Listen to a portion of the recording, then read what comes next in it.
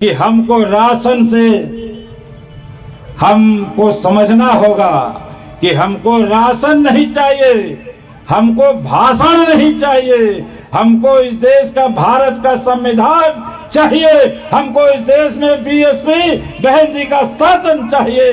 इसकी लड़ाई हम लड़ने आए, जिसको माननीय कांशीराम साहब ने कहा था कि हमारा राजपाट लूट लिया गया है। इस राजपाट को लूट हमको हासिल करने के लिए हमें भीख नहीं मांगना है, हमें अधिकार और शक्ति से राजपाट लेना है। इसलिए मैं कहना चाहता हूं कि बाबा साहेब के संघर्ष को याद करो, महापुरुषों के विचारों को याद करो। एक बाबा साहेब निडर थे, संघर्ष और त्याग किए। इसलिए नौजवानों में कहना चाहता हूं कि एक माटी का दिया सारी रात अंधियारों से लड़ता है, एक माटी का दिया सारी रात अंधियारों से लड़ता है।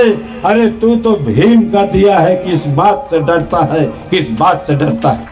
आज कुदरत हमारा साथ दे रही है। 2024 में हम लोग इस देश में, चाहे वो कटक हो, चाहे वो केरल हो, कर्नाटक हो, आंध्रा हो, तेलंगाना हो, चाहे मध्य प्रदेश, राजस्थान, छत्तीसगढ़ हो, बिहार हो, जहां पिछड़े समाज के बेटों ने ठाना है इस देश में बहन जी को पीएम कैसे बनाना है। आज उत्तर प्रदेश में केशव देव मौर्य महान दल को अपनी पार्टी का विलय करके बहुजन समाज पार्टी में, और उन्होंने कहा है कि महान दल ने ठाना है और बहन जी को पीएम बनाना है। दूसरी तरफ ओम प्रकाश राजभर, जिनके 6 नामदार हैं और आमदार हैं, उन लोगों ने भी, ओम प्रकाश राजभर जी ने कहा कि इस देश में विपक्ष की नेता कोई हो सकती है, प्रधानमंत्री के रूप में सबसे सशक्त तो आदरणीय बहन कुमारी मायावती जी हैं। उन्होंने एक समंदर के पानी का रंग, बहुजन समाज पार्टी हाथी निशान झंडे का रंग, बहुजन समाज पार्टी के कार्यकर्ता टोपी का रंग, प्रबोधनकार के गमछे का रंग, और बहुजन समाज पार्टी जो वर्धा के आमदार उम्मीदवार उनका रंग, खासदार उम्मीदवार का रंग, आमचा रंग, तुमचा रंग, अंबर नीला, समंदर नीला, टोपे नीला, गमछा नीला। यदि कोल्हापुर, सोलापुर, वर्धा, सतारा, यवतमाल, बुल्ढाना, नासिक, डाकघर और मुंबई, नागपुर नीला हो सकता है तो कसम बाबा साहेब के 2024 में हाथी पे बटन दबाओ तो दिल्ली के लाल किले का मैदान का रंग भी नीला हो जाएगा। इसको कोई रोक नहीं सकता। इसलिए हम बहुजन समाज के लोग जिंदा कौम, क्या है? जिंदा कौम, और जिंदा कौम कभी शांति नहीं रहती। यदि जिंदा हो, लोग राजा राजऋषि छत्रपति साहू जी महाराज की इस जयंती पे आए हो, तो आज यदि कुर्सी पे बैठे हो तो इन्हीं महापुरुषों की देन। इसलिए 21वीं सदी हमारी है, अब बहुजन के का नारा देने वाले माननीय श्री कांशीराम साहब के चरणों में श्रद्धा सुमन अर्पित करते हुए बहुजन समाज पार्टी की राष्ट्रीय अध्यक्ष, पूर्व सांसद, राज्यसभा, लोकसभा, देश में सामाजिक परिवर्तन की महानायिका, आयरन लेडी, न्याय की देवी, और भारत के सबसे बड़े प्रदेश उत्तर प्रदेश की 4 बार यशस्वी मुख्यमंत्री रही, परम आदरणीय बहन कुमारी मायावती जी के कुशल नेतृत्व में आस्था विश्वास व्यक्त करते हुए आज बहुजन समाज पार्टी के तत्वावधान में वर्धा जिले के इस गांव में इस पावन सरजमी पे छत्रपति साहू जी महाराज की जयंती के अवसर पे हमारे बीच बैठे हुए आदरणीय श्री महाराष्ट्र स्टेट के प्रभारी एडवोकेट सुनील डोंगरे जी, बहुजन समाज पार्टी के जिलाध्यक्ष रायकवार जी, और प्रबोधनकार हमारे मौर्य जी, मंच पर उपस्थित सभी बहुजन समाज पार्टी के जिला पदाधिकारीगण, वक्ता, नेता, अधिवक्ता, जनप्रतिनिधि, सरपंच, मुखिया, जिला पंचायत और दूर दराज से आए हुए हमारी माता बहन, बहुजन समाज पार्टी के सभी कार्यकर्ता बंधुओं, मैं आप सभी का एक स्वर से इस पावन सरजमी पे, इस पावन जयंती के अवसर पे हाथ जोड़ के हार्दिक अभिनंदन, वंदन, जय भीम करता हूं। आज का दिन ये 52% पिछड़े समाज के लिए, इस दलित शोषित वंचित समाज के लिए आज का ये दिन, ये जयंती सिर्फ भारत के कोने कोने में ही नहीं मनाई जा रही। 6,743 जातियों में पिछड़े समाज के लोग, दलित शोषित वंचित समाज के लोग ब्रिटानी हुकूमत में जो एग्रीमेंट मजदूर बन के देश से हम दलित शोषित वंचित पिछड़े समाज, अकलियत समाज के बेटों को जब ब्रिटानी हुकूमत Andaman Nicobar, Port Blair, Mauritius, Java, Sumatra, Fiji, Trinidad Tobago, Canada, Toronto, Ottawa, इन जगहों पे हमको काला पानी की सजा देने के लिए, पत्थर तोड़ के खेती में अनाज उपजाने के लिए भारत से ले जाके इन जगहों पे मजदूर के रूप में रखा। आज जहां जहां भी एग्रीमेंट, जिसको गिरमिटिया मजदूर कहा जाता है, पूरे संसार के कोने कोने में जहां भी दलित शोषित वंचित पिछड़े समाज का बेटा जिंदा है, आज छत्रपति साहू जी महाराज की जयंती को बड़े ही जोर शोर से पूरे देश और विश्व में मना रहा। ये साधारण बात नहीं। 50% आरक्षण देने का काम उस समय किया जिस दौर में विषमताओं की खाई थी। मला सांगा मी काय बोलतोय, तुम्ही समजते काय?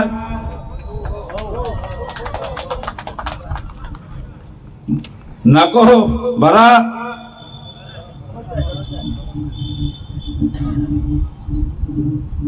इस दौर में यदि महाराजा छत्रपति साहू जी महाराज नहीं होते तो आज हमारे बीच जो ये माता के रूप में, नारी शक्ति के रूप में बैठी, इनको संपत्ति का अधिकार उस दौर में नहीं मिला होता। छत्रपति साहू जी महाराज ने जहां 500 से लेके 1000 स्कूल रहे, उन महापुरुषों के विचारों को लाया कि विद्या से मते गए। महात्मा ज्योतिबा फुले साहब की वो बात कि विद्या से मति गई, मति से नीति गई, नीति से गति गई, गति से वित्त गया, वित्त से हम का विनाश हुआ। जिसको संत गाडगे महाराज ने कहा कि यदि शिक्षा के लिए थाली की रोटी हथेली पे भी खाना पड़े तो वो मंजूर है, लेकिन बच्चों को शिक्षा दिलाना चाहिए। जिसको बाबा साहब ने क्या कहा कि शिक्षा शेरनी का वो दूध है जिसने पिया वो दहाड़ा। बाबा साहब ने आपको क्या कहा? सिंह सावक कहा। और सिंह यदि चट्टान पे बैठ जाए तो सिंहासन कहलाता है। सिंह यदि जमीन पे बैठ जाए तो सिंहासन कहलाता है। लेकिन हमको सिंहासन नहीं बनना है, हमको बाबा साहेब का सिंह बनना है। हम जहां बैठे सिंहासन हो जाए, हम वो बाबा साहेब के सिंह और सावक हैं। बाबा साहेब छत्रपति साहू जी महाराज ने 500 और 1000 के बीच में स्कूल बनवाए, नारी को समानता का अधिकार दिया, बच्चों को पढ़ने के लिए हॉस्टल बनवाए, छात्रावास बनवाया, अस्पताल बनवाया और रोजगार के अवसर दिए। छत्रपति साहू जी महाराज ने बाबा साहेब को स्कॉलरशिप न दिए होते तो शायद बाबा साहेब भारत का संविधान 2 साल 11 महीने 18 दिन में लिख के न दिए होते। छत्रपति साहू जी महाराज को सबसे ज्यादा आज हमारे 52% के लोग पिछड़े समाज के लोग, मैं पिछड़े समाज से आता हूं, इसलिए इस बात को कहना चाहता हूं कि आज सबसे ज्यादा जरूरत है समझने की तो इस 52% पिछड़ों को, इसलिए कि बाबा साहेब डॉक्टर भीमराव अंबेडकर साहब ने महात्मा ज्योतिबा फुले साहब और छत्रपति साहू जी महाराज की बातों को अपनाया और जब भारत का संविधान बना तो उन्हीं की बातों को लेकर समता, बंधुत्व, न्याय, स्वतंत्रता, धर्मनिरपेक्ष, लोकतंत्रात्मक गणराज्य की बात की। मैं आपसे इतनी बात कहना चाहता हूं कि छत्रपति साहू जी महाराज ने हमको आरक्षण दिया, उस दौर में दिया। गंगाराम काम्बले जी जब ये जाने कि यहाँ ऊंच नीच की खाई है तो छत्रपति साहू जी महाराज ने एक दलित के बेटे गंगाराम काम्बले को चाय की दुकान कोल्हापुर के चौराहे पे खोलने को कहा, पैसा दे के खुलवाया। ऐ मेरे दलित शोषित वंचित समाज के लोगों, इस बात को रात में जाना तो सोचना, मंथन चिंतन करना कि छत्रपति साहू जी महाराज ने उस समय चाय की दुकान खुलवा के समानता का संदेश देने का काम किया। हमारा वो गंगाराम काम्बले आज कहाँ है? लेकिन जो सीख लिया चाय बेचने वाला आज इस देश में कहाँ है? इसको मंथन करना रातों में जाकर। यदि हम चाय की बात को समझ गए होते तो आज इस देश में आदरणीय बहन कुमारी मायावती जी को प्रधानमंत्री बनने से कोई रोक नहीं सकता।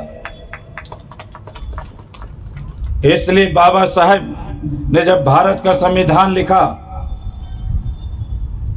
उन्होंने निडरता के साथ लिखा, इसलिए कि महापुरुषों के विचार उनके साथ थे, महापुरुषों के विचारों की ताकत थी और बाबा साहेब निडर थे। इसलिए जो अपने जीवन काल में जो काम कर गए, जो अकेले कर गए, आज 1 अरब 24 करोड़ की आबादी में हमारी 52% 50 से निकाल दीजिए तो वो हैसियत नहीं है कि जो बाबा साहब अकेले कर गए हम आज नहीं कर पा रहे। इसलिए मैं कहना चाहता हूं कि बाबा साहब ने भारत के संविधान में लिख के 1 वोट का अधिकार दिया।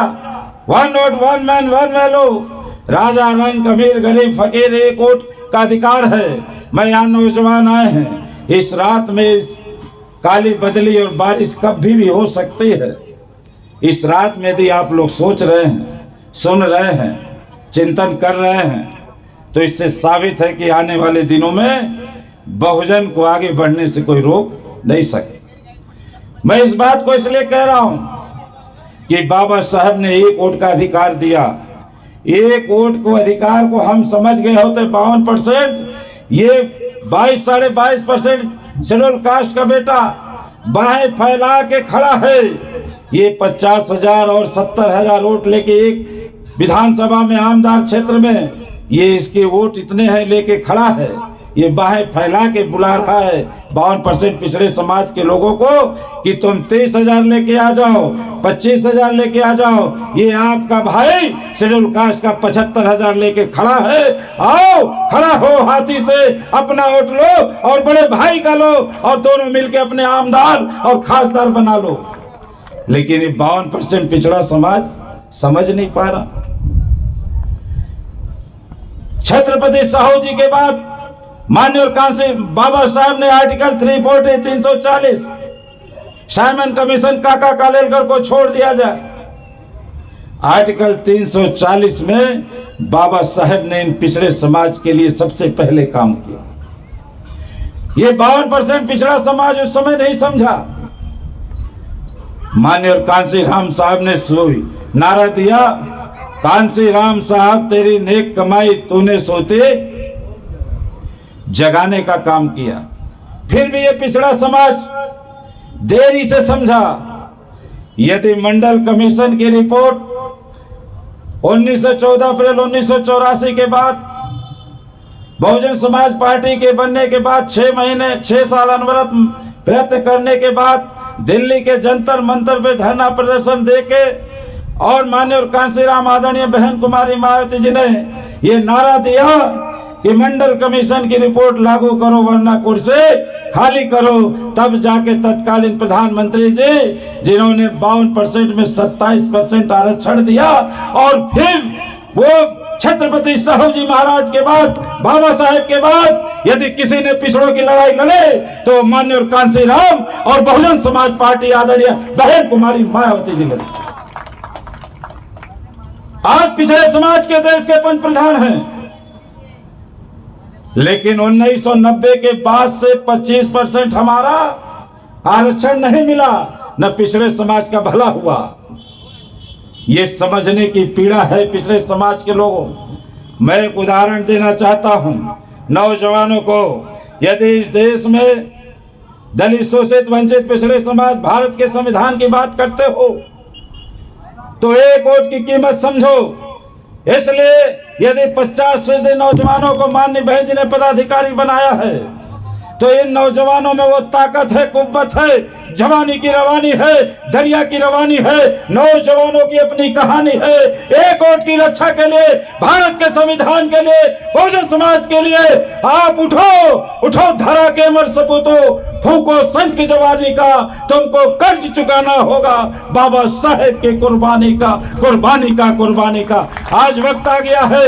आज लोग कहते हैं कि भारत के संविधान की बात, हम नौजवान और बहुजन समाज के लोग हैं।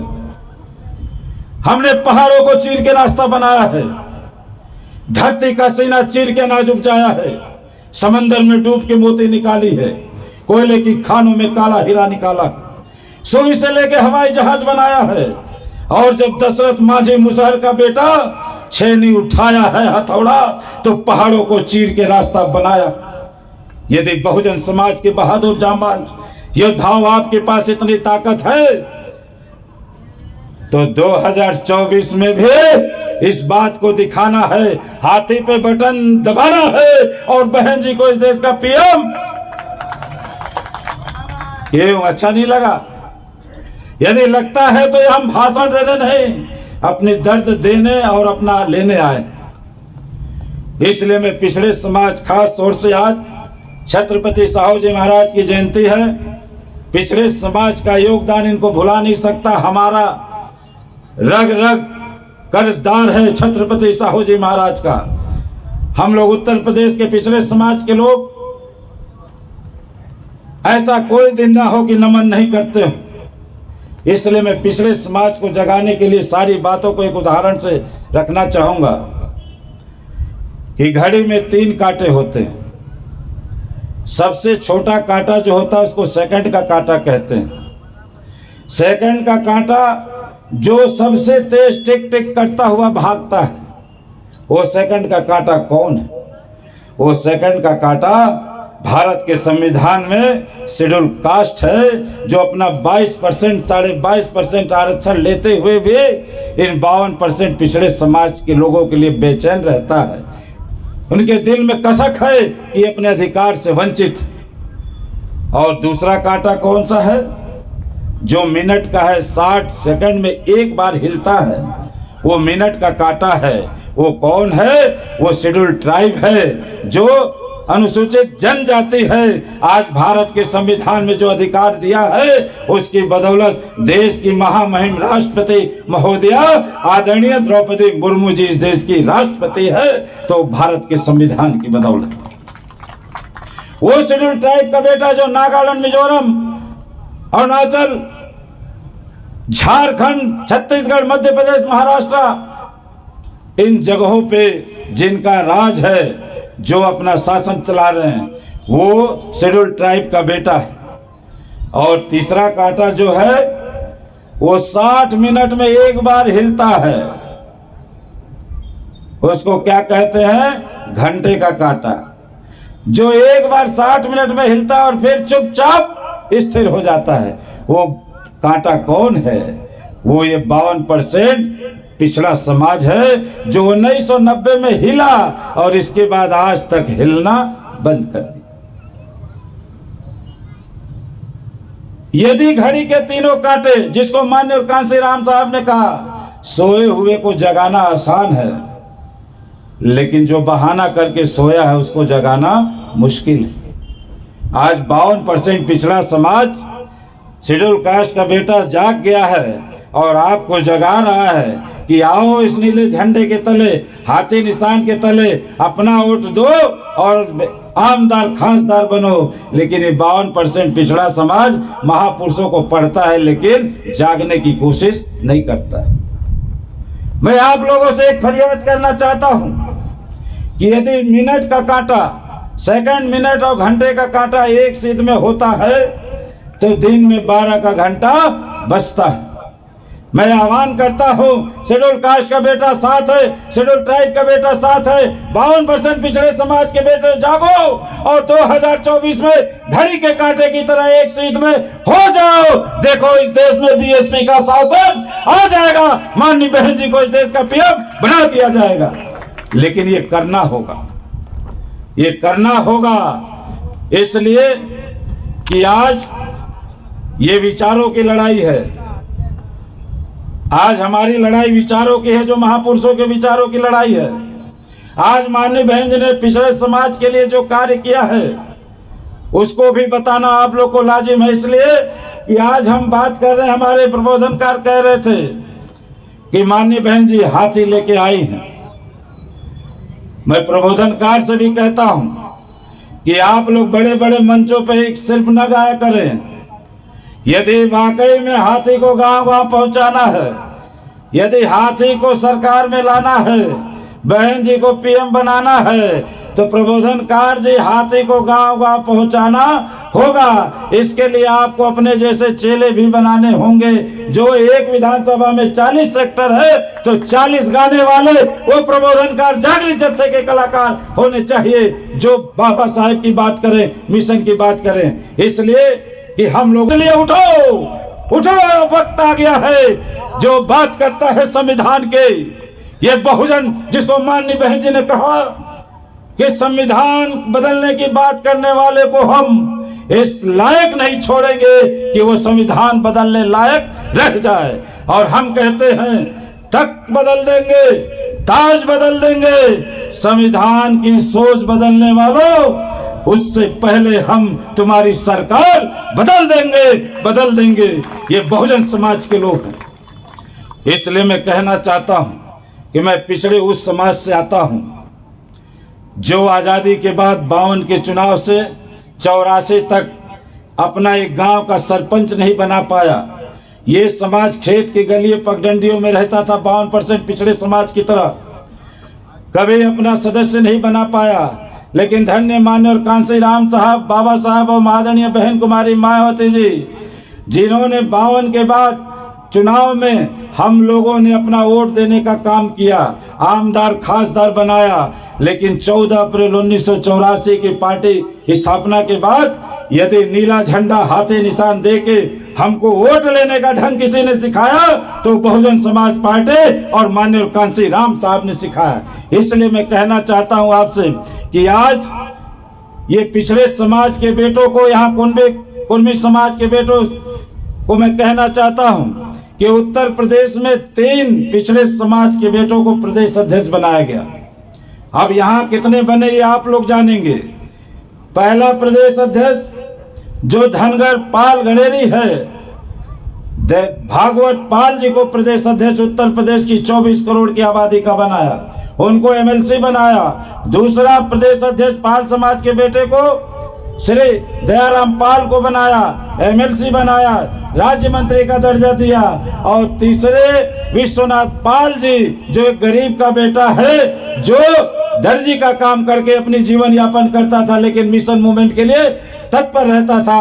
आपको फक्र होगा ऐसे गरीब पाल के बेटे को माननीय बहन जी ने उत्तर प्रदेश का प्रदेश अध्यक्ष विश्वनाथ पाल को बनाया। पिछड़े जात को सम्मान देने का काम किया है। हमारे हीरालाल ठाकुर नाई समाज के बेटे को सम्मान देने का एमएलसी बना के काम किया है। हमारे राम लखन वर्मा जो कुंभी समाज के, उनको मंत्री बनाने का काम किया। लालजी वर्मा को प्रदेश अध्यक्ष, 4 बार कैबिनेट मंत्री, और उनको सरकार में उनके लड़की को सम्मान देने का काम किया।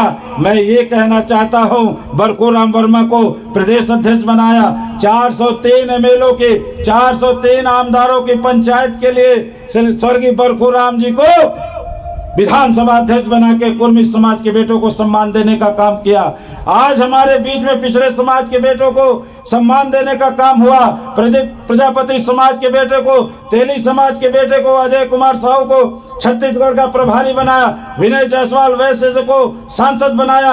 हमारे बीच में जो वाल्मीकि समाज का बेटा था, शौचालय से उठा के सचिवालय में सम्मान देने का काम किया। माननीय बहन जी ने पिछड़े समाज के कल्याण के लिए अपने शासन काल में पिछड़ा वर्ग आयोग गठित किया और बैकलॉग से पिछड़े समाज को नौकरी देने का काम किया। माननीय बहन जी ने पिछड़े समाज के लोगों को, स्वामी प्रसाद मौर्य जी को मंत्री बनाया, प्रदेश अध्यक्ष बनाया और उनको जब हारे तो एमएलसी बना के सम्मान देने का काम किया। कुशवाहा समाज के बेटों को, आर.एस. कुशवाहा को प्रदेश अध्यक्ष बनाया, उनको मंत्री बनाया और के सचान महाराष्ट्र के प्रभारी रहे, कुंभी समाज के बेटे जिनको प्रभारी भी बनाया महाराष्ट्र का और उत्तर प्रदेश का प्रदेश अध्यक्ष और उनको लोकसभा का खासदार का टिकट देके सम्मान देने का काम किया। इसलिए पिछड़े समाज के बेटों को यदि कहीं सम्मान मिला है तो वो बहुजन समाज पार्टी में है। इसलिए मैं आप सभी से कहना चाहता हूं कि बहुजन समाज पार्टी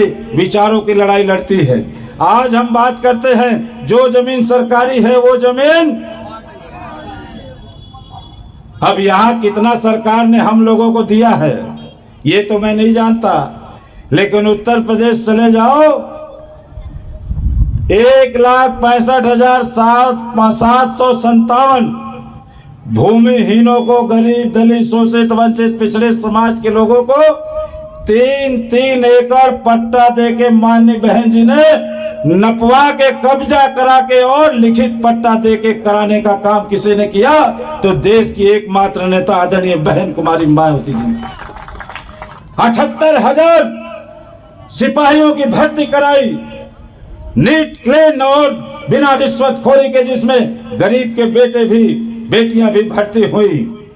आज उनका भी 78,000 पुलिस की नौकरी, 76,000 टीचरों की भर्ती, 1,25,000 सफाई कर्मचारियों की भर्ती, सर्वजन हिताय सर्वजन सुखाय की बात करके उनको सम्मान दिया गया। आज उनको परमानेंट नौकरी दी गई 1,25,000 सफाई कर्मचारियों को। बेरोजगारों को हमारी माननीय बहन जी ने किसी भी कौम का हो कभी भत्ता देने का काम नहीं किया। माननीय बहन जी ने भर्ती निकाल के पक्की नौकरी देने का काम किया। इसलिए मैं कहना चाहता हूं हमारी माता बहनों से भी कि हमको राशन से हमको समझना होगा कि हमको राशन नहीं चाहिए, हमको भाषण नहीं चाहिए, हमको इस देश का, भारत का संविधान चाहिए, हमको इस देश में बीएसपी बहन जी का शासन चाहिए। इसकी लड़ाई हम लड़ने आए, जिसको माननीय कांसी राम साहब ने कहा था कि हमारा राजपाट लूट लिया गया है। इस राजपाट को हमको हासिल करने के लिए हमें भीख नहीं मांगना है, हमें अधिकार और शक्ति से राजपाट लेना है। इसलिए मैं कहना चाहता हूं कि बाबा साहेब के संघर्ष को याद करो, महापुरुषों के विचारों को याद करो। एक बाबा साहेब निडर थे, संघर्ष और त्याग किए। इसलिए नौजवानों में कहना चाहता हूं कि एक माटी का दिया सारी रात अंधियारों से लड़ता है, एक माटी का दिया सारी रात अंधियारों से लड़ता है। अरे तू तो भीम का दिया है, किस बात से डरता है, किस बात से डरता है। आज हमको जरूरत है गांव गली खेत खलिहानों में जाके विचार करने की।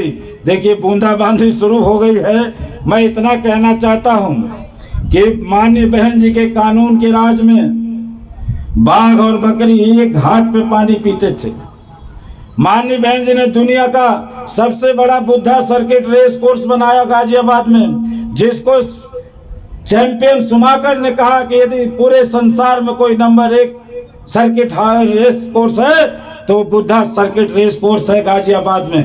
माननीय बहन जी ने छत्रपति साहू जी महाराज के नाम से यूनिवर्सिटी बनाई, 6 इंटरनेशनल कोचिंग भागीदारी भवन बनाया, जहां गरीब के बच्चे पढ़ के बिना पैसे के फ्री पढ़ के और उनको शिक्षा देने का काम किया, जहां से आज IAS IPS निकल के आगे आ रहे हैं। इसलिए मैं आपसे कहना चाहता हूं कि आप सभी से मैं इस बात को कहना चाहता हूं, यदि हम लोगों को शासन सत्ता में आना है, माननीय बहन जी ने इस बात को कहा है कि हमको पावर ऑफ बैलेंस बनना है महाराष्ट्र में, इसलिए पिछड़े समाज को जोड़ना अति आवश्यक है। इसलिए मैं आपसे कहना चाहता हूं कि आज यदि हमको सबसे ज्यादा जगाने की जरूरत है, महापुरुषों के विचारों को गांव-गांव ले जाने की जरूरत है, तो मैं इस बात को कहना चाहता हूं कि आज ये बहुजन समाज पार्टी के सभी कार्यकर्ता बंधु यहाँ हैं, हमारी पहचान को घर घर लेके जाना होगा। इसलिए मैं कहना चाहता हूं कि हम लोग एक नारा देते हैं, अंबर का रंग, कुदरत हमारा साथ दे रही है। 2024 में हम लोग इस देश में, चाहे वो कटक हो, चाहे वो केरल हो, कर्नाटक हो, आंध्रा हो, तेलंगाना हो, चाहे मध्य प्रदेश, राजस्थान, छत्तीसगढ़ हो, बिहार हो, जहां पिछड़े समाज के बेटों ने ठाना है इस देश में बहन जी को पीएम कैसे बनाना है। आज उत्तर प्रदेश में केशव देव मौर्य महान दल को अपनी पार्टी का विलय करके बहुजन समाज पार्टी में, और उन्होंने कहा है कि महान दल ने ठाना है और बहन जी को पीएम बनाना है। दूसरी तरफ ओम प्रकाश राजभर जिनके 6 नामदार हैं, उन आमदार हैं, उन लोगों ने भी, ओम प्रकाश राजभर जी ने कहा कि इस देश में विपक्ष की नेता कोई हो सकती है, प्रधानमंत्री के रूप में सबसे सशक्त तो आदरणीय बहन कुमारी मायावती जी हैं। उन्होंने ये कहा, जीतन राम मांझी जो पूर्व मुख्यमंत्री हैं, उनके बेटे सुनील मांझी ने इस्तीफा दे दिया गठबंधन से, और अनिल पटेल कुर्मी समाज का बेटा बिहार में पार्टी का विलय करके आज बहुजन समाज पार्टी को, एक बहन जी को पीएम बनाने के लिए बिहार में संघर्ष कर रहे हैं। इसलिए मैं कहना चाहता हूं आप सभी से कि उठो। इसलिए मैं कहना चाहता हूं कि बहुजन समाज पार्टी की पहचान क्या है।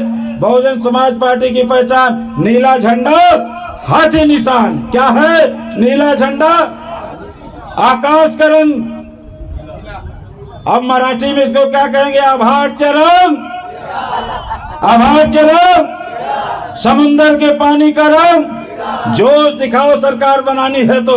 यदि आप वाकई जयंती में आए हैं और चाहते हैं हो, तो मैं कहना आभारचे रंग, समुंदर के पानी का रंग, बहुजन समाज पार्टी हाथी निशान झंडे का रंग, बहुजन समाज पार्टी के कार्यकर्ता टोपी का रंग, प्रबोधनकार के गमछे का रंग, और बहुजन समाज पार्टी जो वर्धा के आमदार उम्मीदवार उनका रंग, खासदार उम्मीदवार का रंग, आमचे रंग, तुमचे रंग, अंबर नीला, समंदर नीला, टोपे नीला, गमछा नीला। यदि कोल्हापुर, सोलापुर, वर्धा, सतारा, यवतमाल, बुल्ढाना, नासिक, डाकघर और मुंबई, नागपुर नीला हो सकता है, तो कसम बाबा साहेब के 2024 में हाथी पे बटन दबाओ तो दिल्ली के लाल किले का मैदान का रंग भी नीला हो जाएगा। इसको कोई रोक नहीं सकता। इसलिए होना चाहिए कि नहीं, इस देश में यदि दलित, शोषित, पिछड़े, अकलियत, वंचित की कोई लड़ाई लड़ सकता है तो आयरन लेडी और न्याय की देवी आदरणीय बहन कुमारी मायावती जी होते। इसलिए बहन जी के सम्मान में जोरदार नारा और कड़कड़ी ताली बजा के स्वागत करिए। बहुजन समाज पार्टी, बहुजन समाज पार्टी, बहन कुमारी मायावती जी, बहन कुमारी मायावती जी। बहना आप संघर्ष करो, बहना आप संघर्ष करो। वोट हमारा, राज तुम्हारा, वोट हमारा, राज तुम्हारा। खाली कर दो रास्ते, खाली कर दो रास्ते।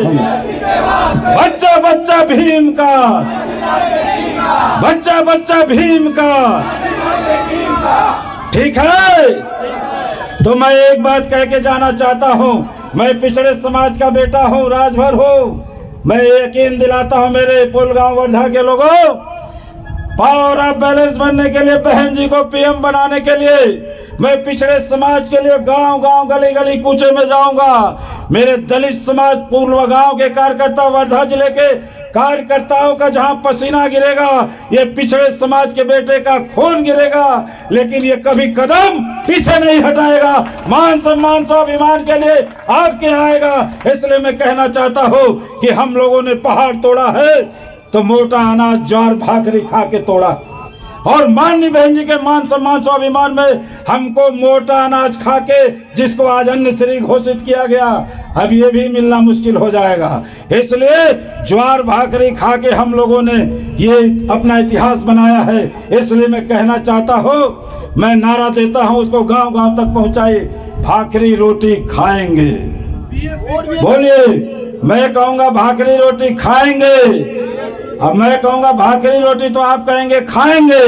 मैं कहूंगा हाथी पे बटन, और 2024 में बहन जी को पीएम, दोनों हाथ से मेरी माता बहनों, ताई आई उठ जाओ। अब इस देश में सम्मान पाना है तो अपनी बहना की ओर देखो। इसलिए बैठ के हाथ उठाओ, भाकरी रोटी, भाकरी रोटी, हाथी पे बटन, हाथी पे बटन। 2024 में बहन जी को पीएम, बहन जी को पीएम। बोलो ठीक है? बोलो समाज पार्टी, बहना आप संघर्ष करो, बहना आप संघर्ष करो। देश की मजबूरी है, देश की मजबूरी है। अब बारिश आ रहा, इसलिए मैं इतिश तो जय भीम, जय भारत। बहुजन विचारधारा को घर घर तक पहुंचाने के लिए हमारे YouTube चैनल को सब्सक्राइब करें, लाइक करें, कमेंट करें, शेयर करें और बेल आइकन की घंटी दबाना ना भूलें।